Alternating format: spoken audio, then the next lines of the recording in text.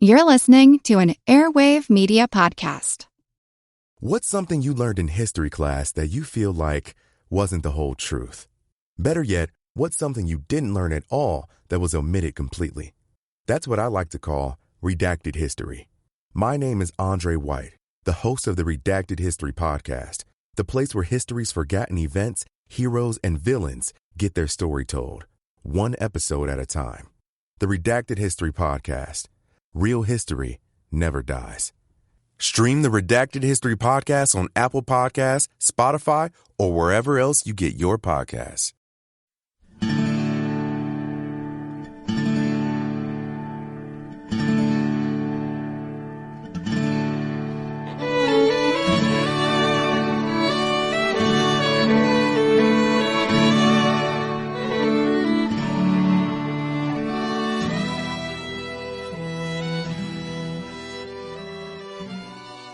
Hey everyone, thanks for downloading episode 151 of our Civil War podcast. I'm Rich. And I'm Tracy. Hello y'all. Welcome to the podcast. In the last episode, we discussed the First Battle of Winchester, which took place on Sunday, May 25th, 1862. But before we continue on with what happened after Stonewall Jackson's victory at Winchester, this might be a good time to hit the pause button, so to speak, and quickly review the outline of the Valley Campaign thus far, since we've been covering this story arc for a number of weeks now, and a lot has already taken place. Okay, so as you guys will recall, the 1862 Valley Campaign had its origins in the Confederate desire to limit the size of the Union threat against Richmond. McClellan's advance up the peninsula was the most direct threat to the Confederate capital, but then, a bit later on, the danger to Richmond was magnified by the potential advance of another Federal force south from Fredericksburg. If that force, led by Irvin McDowell, could link up with McClellan at the very doorstep of Richmond, it would almost certainly result in the fall of the rebel capital. And so all of Stonewall Jackson's maneuvering and fighting out in the Shenandoah was ultimately meant to so engage the attentions of the Yankees there that it would prevent them from leaving the valley to aid the drive to capture Richmond. Jackson had taken an initial step toward that end with an offensive movement in late March that resulted in the First Battle of Kernstown. That clash was a Confederate tactical defeat, but it nonetheless had persuaded the Federals to hold Nathaniel Banks in the valley, which in turn set up Stonewall's subsequent success. Well, while Richard S. Ewell's division had kept an eye on Banks, Jackson took his command westward from Stanton, united with a small force under Edward Allegheny Johnson, and struck at the advance element of John C. Fremont's Federal Army at McDowell on May 8th. That fight ended with the Yankees, under Milroy and Schenck, retreating back into the rugged terrain of the Alleghenies. With the battle at McDowell and his subsequent pursuit of the Federals up into the mountains, Stonewall checked Fremont, and he, Stonewall, was now free to return to the valley and deal with Banks. Jackson returned to the Shenandoah and marched northward toward New Market, while Ewell's division paralleled his movement to the east in the Luray Valley. Traversing Massanutten Mountain at New Market Gap, the only passage across that forbidding barrier along its 50-mile length, Stonewall joined Ewell in the Luray Valley. That Confederate army under Jackson's overall command then marched northward toward Front Royal, and after a brief battle captured that place on Friday, May 23rd. Jackson's victory at Front Royal neatly outflanked Nathaniel Banks' main position over at Strasburg, and on Saturday, May 24th, the Federals were forced to quickly withdraw northward on the Valley Turnpike to Winchester. Stonewall missed an opportunity to destroy Banks' force while that force was in the midst of the withdrawal, but the next day, Sunday, May 25th, Jackson defeated the Federals at the First Battle of Winchester. Banks led the defeated Yankees on a retreat northward all the way to the Potomac, and then they crossed over the river and into Maryland.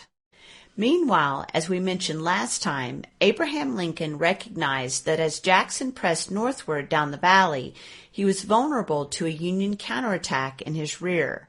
Lincoln therefore put into motion a plan to trap and destroy Stonewall. Lincoln intended that Banks' routed command would be reinforced, and then Banks could recross the Potomac into Virginia and advance on Winchester.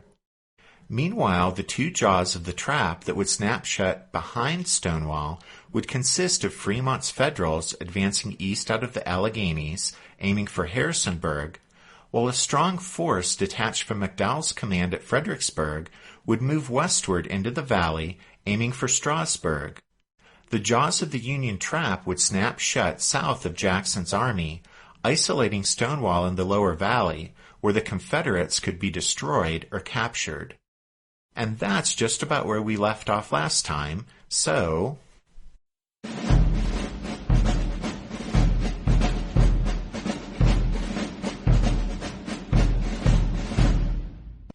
On Monday, May 26th, the day after the Confederate victory at Winchester, the soldiers of the Valley Army had a chance to reflect on what they'd accomplished so far in the campaign, as Jackson granted a day of rest and Thanksgiving. Stonewall issued a proclamation thanking the men for their, quote, brilliant gallantry in action and patriotic obedience under the hardship of forced marches, end quote. But he reminded them that their chief duty in victory was to give thanks to God. To properly give thanks to the Almighty, regimental chaplains were ordered to hold divine services at 4 o'clock that afternoon. Stonewall himself worshipped with the 33rd Virginia. The Valley Army enjoyed a second consecutive day of rest on May 27th as Jackson considered just how far north to advance. Absent new orders, Robert E. Lee's directive of May 16th continued to shape Stonewall's course. In that message, Lee had said that if Jackson defeated Banks in battle, he was to, quote, drive him back toward the Potomac and create the impression, as far as practicable, that you design threatening that line, end quote. Stonewall had accomplished the first part of Lee's directive. It remained for him to fulfill the second. To that end, he decided to make a demonstration toward Harper's Ferry, so on the evening of Tuesday the 27th, he ordered the Stonewall Brigade to march on Harper's Ferry the next morning by way of Charlestown. Jackson also took steps to secure his flanks while the Stonewall Brigade marched north and made this strong demonstration upon Harper's Ferry. On the 27th, he ordered the 12th Georgia, which had fought so well at McDowell, to backtrack and garrison Front Royal. Stonewall gave the regiment's commander, Colonel Z.T. Connor, strict orders to prevent the Federals from securing the bridges over the north and south forks of the Shenandoah River. Should the Yankees advance and force Connor to retreat from Front Royal, he was to burn the bridges in order to protect the Valley Army's flank and rear.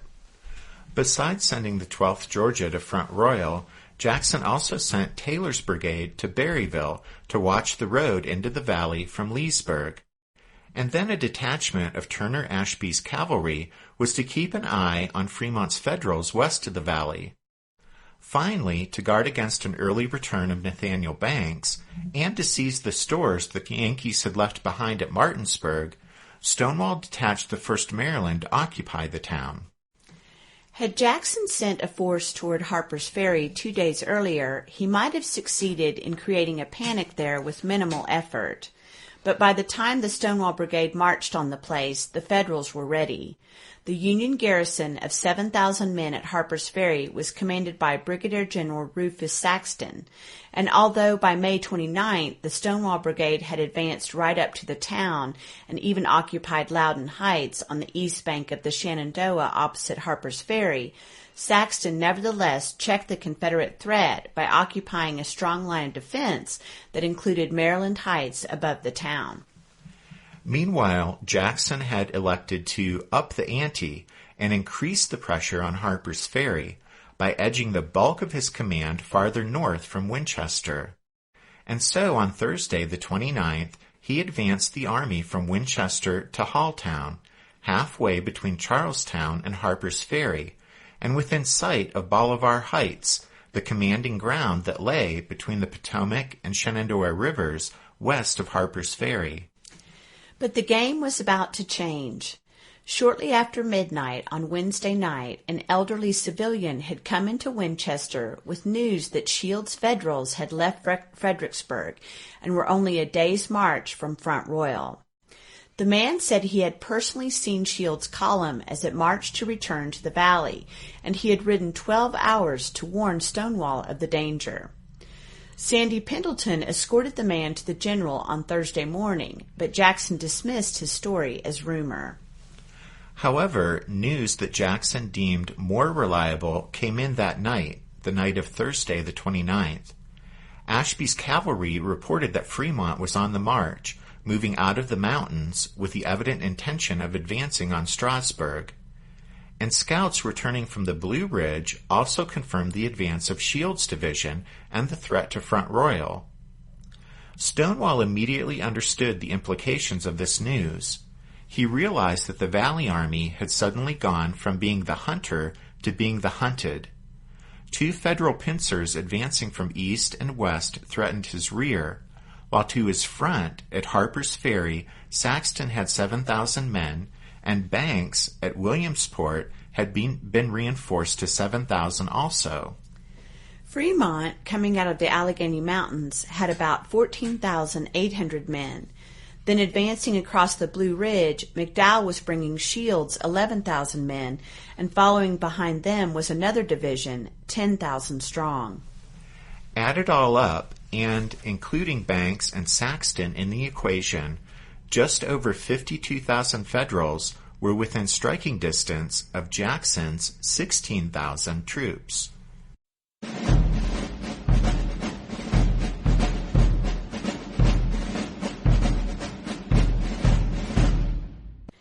Abraham Lincoln's plan to trap Stonewall Jackson may have looked good on paper, but the President and Secretary of War Edwin Stanton soon found that the flesh and blood chess pieces far off on the field refused to move as their handlers in Washington desired.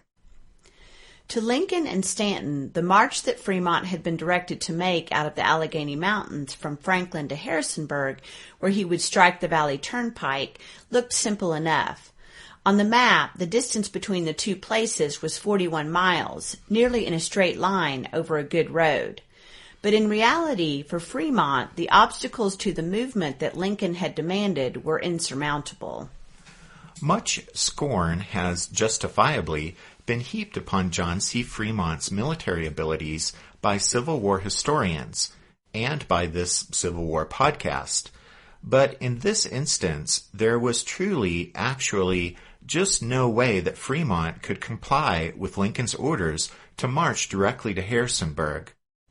Lincoln's directive took into account neither Fremont's already unsustainable supply line nor the wretched condition of Fremont's command, and that wretched condition of the troops being due to the just mentioned already abysmal supply situation. Additionally, that road out of the mountains that looked so good on maps was, in fact, a wreck. The only option open to Fremont, he believed, was to double back upon his supply line until he reached Petersburg, where ample stores and rations awaited. And then from Petersburg, he would strike east into the valley by way of Moorfield and trust his luck in getting to Strasburg before Jackson slipped back up the valley. Fremont figured that by doing this, which was the only realistic course he saw before him, he'd be obeying the spirit, if not the letter, of Lincoln's order. Once he completed the 30-mile march to Petersburg, punctuated by hailstorms and downpours of cold rain, Fremont lost little time in the place. He directed that all extra baggage, including tents and knapsacks, be left at Petersburg, and with the resupply of ammunition and 5 days' cooked rations in the men's haversacks, he had brought his army to Moorfield, on the road to Strasburg by the evening of May 27th.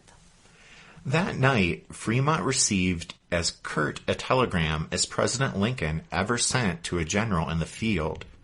Dated 9:58 p.m., it read, "I see that you are at Moorfield. You were expressly ordered to march to Harrisonburg. What does this mean? Fremont answered twice, attempting to explain why he couldn't execute Lincoln's order literally, but instead had exercised his discretion to comply with the broad intent of the president's order. But Lincoln, in his anger and frustration at Fremont, would have none of it. Lincoln was not interested in the reality of Fremont's situation. In the president's mind, there had been no room for discretion in his order. He had expected strict adherence to his instructions. In the subsequent exchange of telegrams, Lincoln and Stanton treated Fremont unjustly, as hard as it is for us to say that. But Fremont was actually doing his level best to comply with the spirit of the presidential orders, since there was no way he could comply with the letter of his instructions.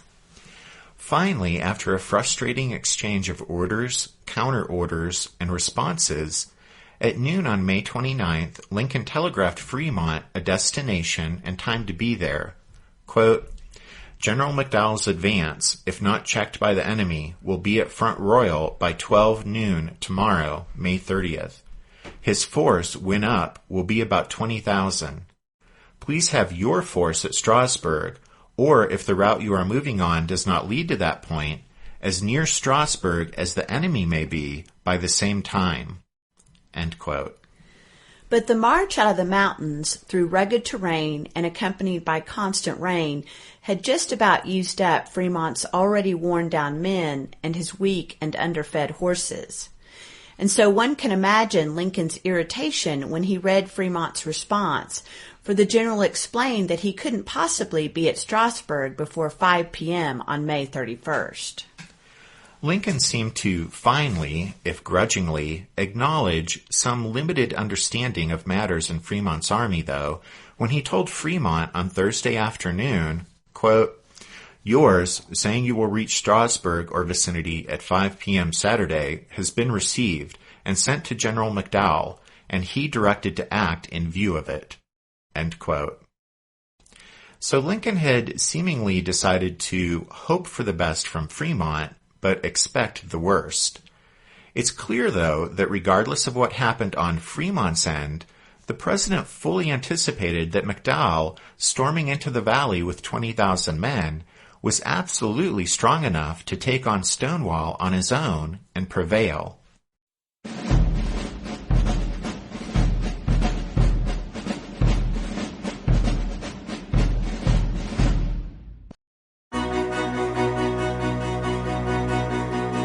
History never says goodbye. It just says, see you later. Edward Galeano was right when he said that. Events keep happening over and over again in some form. And that's the reason I produced the podcast, My History Can Beat Up Your Politics.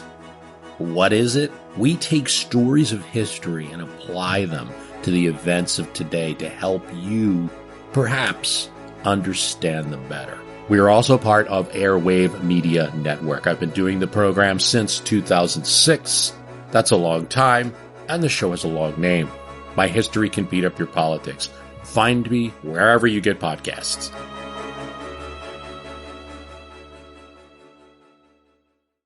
Did archaeologists discover Noah's Ark? Is the rapture coming as soon as the Euphrates River dries up? Does the Bible condemn abortion? Don't you wish you had a trustworthy academic resource to help make sense of all of this? Well, I'm Dan Beecher, and he's award-winning Bible scholar and TikTok sensation Dr. Dan McClellan, and we want to invite you to the Data Over Dogma podcast, where our mission is to increase public access to the academic study of the Bible and religion, and also to combat the spread of misinformation about the same. But, you know, in a fun way. Every week we tackle fascinating topics. We go back to source materials in their original languages. And we interview top scholars in the field. So whether you're a devout believer, or you're just interested in a clear-eyed, deeply informed look at one of the most influential books of all time, we think you're going to love the Data Over Dogma podcast. Wherever you subscribe to awesome shows. As was evident from Lincoln's grumpy May 29th telegram to Fremont, McDowell's end of the operation seemed to have given a better account of itself over the previous 4 days. Shields wasn't happy about having to return to the Shenandoah Valley, but he marched and marched fast to comply with his orders. Shields set out on the morning of May 26th, and that same day, Brigadier General E.O.C. Ord's division also began to move, but it would take a more roundabout route. On the evening of May 28th, Lincoln telegraphed McDowell, who had moved his headquarters to Manassas Junction, and told him, quote, "I think the evidence now preponderates that Ewell and Jackson are still about Winchester. Assuming this, it is for you a question of legs. Put in all the speed you can. I have told Fremont as much, and directed him to drive at them as fast as possible." End quote. McDowell responded, telling Lincoln, quote, "I beg to assure you that I am doing everything which legs and steam are capable of to hurry forward matters in this quarter. I shall be deficient in wagons when I get out of the way of the railroad for transporting supplies, but shall push on nevertheless." End quote. Shields agreed, writing to McDowell on the 29th and saying, "All well and everything going on finely." Shields promised to set off for Front Royal first thing the next morning and to be there by evening. McDowell, in turn, directed Ord to follow in support of Shields as rapidly as possible, and as the question was not only one of legs, but also of hooves, he told Brigadier General George Bayard to have the Federal cavalry on the shortest road to Front Royal with all possible haste. We just wanted to mention here, in connection with our comments regarding the movements of the divisions led by Shields and Ord, that as far as Abraham Lincoln's decision to suspend McDowell's advance on Richmond, well, this was almost certainly the wrong choice. While Lincoln's desire to trap Stonewall Jackson in the Valley is an admirable one, the better strategic use of McDowell's force would have been to continue with the plan that had already been agreed upon. That is, that McDowell would march south from Fredericksburg and join McClellan at the gates of Richmond. By suspending McDowell's movement to join McClellan, Lincoln was reacting exactly as the Confederate authorities, especially Robert E. Lee, hoped. Remember, Jackson's activities in the Shenandoah were only ever meant to be a distraction in the hopes that the Federals in the Valley would remain there and not be available to aid the drive to capture the Confederate capital. But Stonewall's victory at Winchester and push to the Potomac exceeded even those expectations when Lincoln ordered McDowell to detach 20,000 men to go chase down and catch Jackson, and suspended McDowell's planned march to join McClellan in front of Richmond. McDowell immediately realized that Lincoln was taking his eye off the prize, so to speak, and he vigorously protested the president's order, almost to the point of insubordination, but to no avail. McClellan, for his part, at first, rather unexpectedly, meekly assented to the suspension of McDowell's movement to join him, probably because Little Mac realized that Lincoln expected him to advance on Richmond with or without McDowell. But McClellan also eventually echoed McDowell's criticism of Lincoln's decision to pursue what the generals considered a wild goose chase at the expense of what should have been the primary strategic objective of Richmond.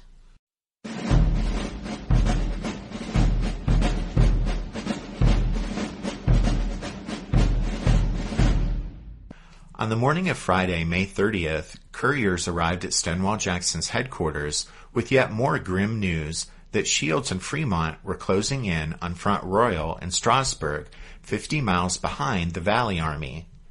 There was also word that a reinforced Banks had sent patrols back across the Potomac.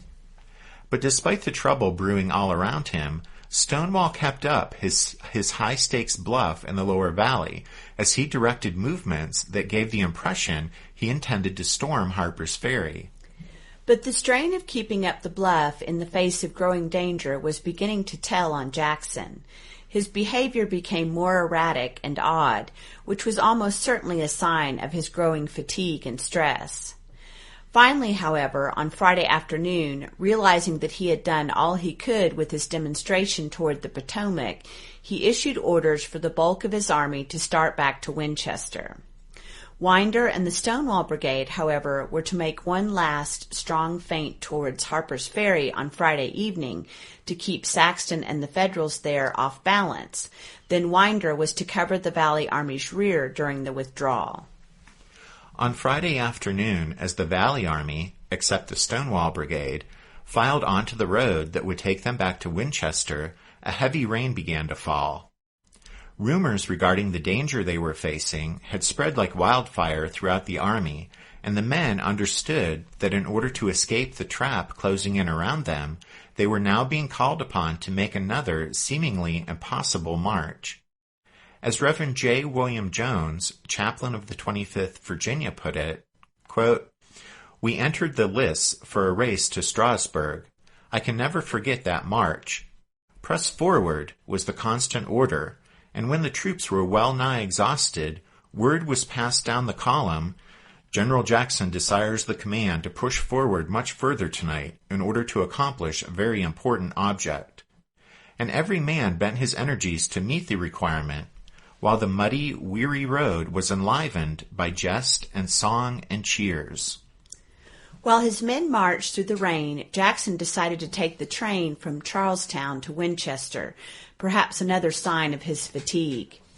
Alexander Boteler, the Confederate congressman, was also on the train, and he said that Stonewall slept all the way to Winchester except for one interruption. That interruption came at Stevenson's Depot, where the train stopped when a lone rider intercepted it. That rider was Jedediah Hotchkiss, and he had ridden through the mud and rain to deliver a message to Jackson. The news carried by Hotchkiss could not have been worse. The dispatch was from Colonel Z.T. Connor, and it told Stonewall that late on Friday morning, Shields' advancing Federals had driven the 12th Georgia from Front Royal. The message, which the colonel had scribbled in Winchester, read, "General, just arrived, the enemy in full pursuit. Unless immediately supported, all is lost. Yours, Connor."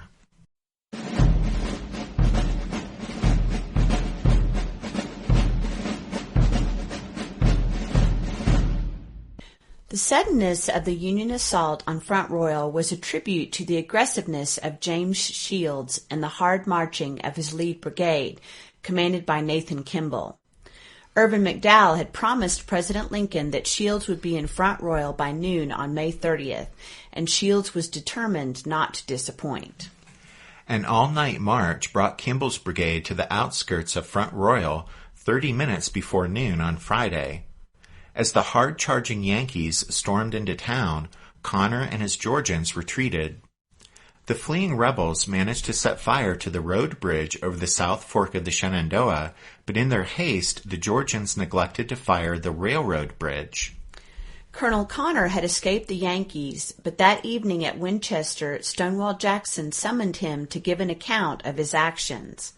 Upon entering Jackson's office in the Taylor Hotel, Connor decided to get the worst out of the way, saying, "General, I suppose you have heard of my misfortune at Front Royal."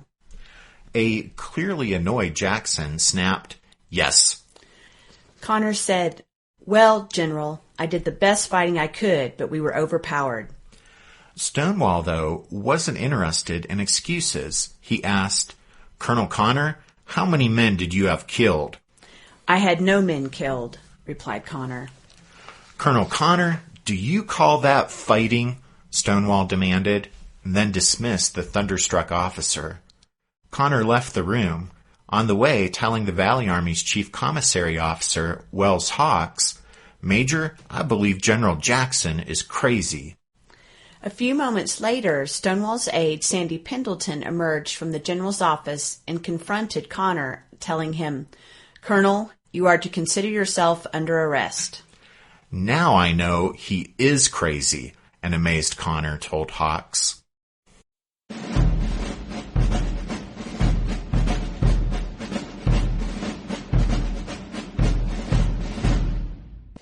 As heavy rains continued to drench the lower Shenandoah Valley that Friday night, Jackson summoned Jedediah Hotchkiss sometime after 10 p.m. that night and told him to ride back toward Harper's Ferry at once and bring back Winder and the Stonewall Brigade.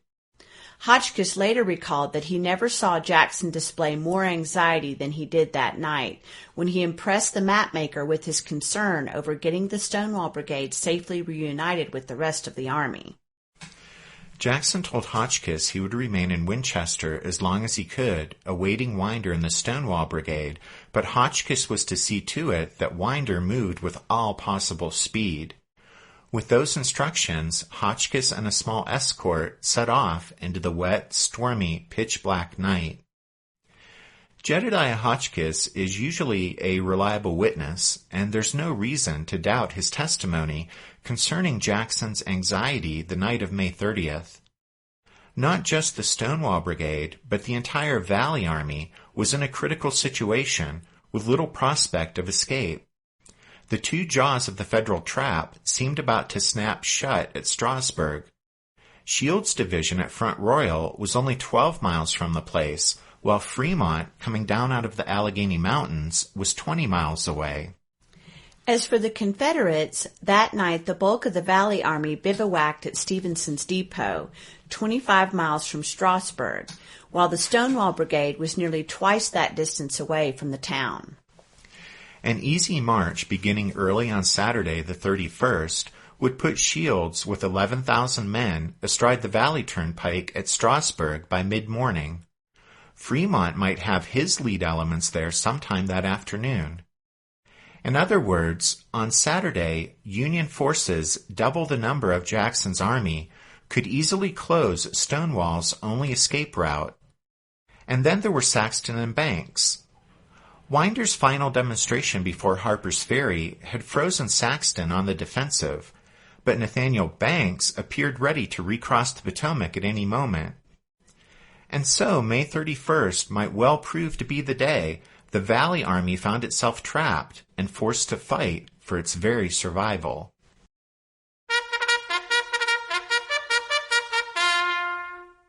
That means it's time for this episode's book recommendation.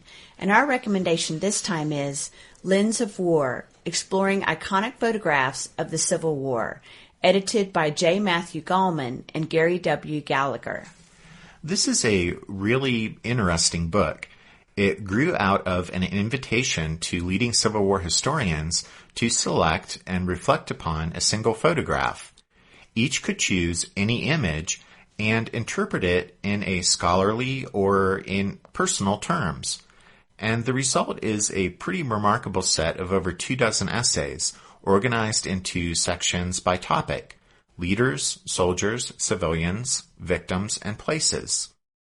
And there is an essay on Stonewall Jackson, and that selection is titled The Weird One, and the photograph is the so-called Chancellorsville portrait that was taken in April 1863, just a month before Stonewall was wounded by friendly fire at the Battle of Chancellorsville, and then, of course, he died 8 days later. So that's Lens of War, Exploring Iconic Photographs of the Civil War, edited by Gallman and Gallagher. Don't forget you can find all of our book recommendations at the podcast website, which is www.civilwarpodcast.org. We have quite a few new members of the Strawfoot Brigade to thank: Justin, Dan, Ashley, Gerald, and Thomas. And then we also want to thank Rob S. in Maryland and Alan O. in Florida for their donations. Thanks, guys. Thanks also to everyone for your thoughts and prayers when I went home to Arkansas for a family emergency. But all is well. We both said it's kind of strange how I had to go home to Pennsylvania in April of last year because of my dad, and then this April it turned out to be Tracy's turn with her dad. It's difficult being here in Colorado, so far away from home, when things like that happen, but as Tracy said, thankfully everything is okay now. All right, with that, we'll say thank you for listening to this episode of The Civil War, 1861 to 1865, a history podcast. We do hope you'll join us again next week when we continue with the story of the Valley Campaign. But until then, take care. Thanks, everyone. Bye.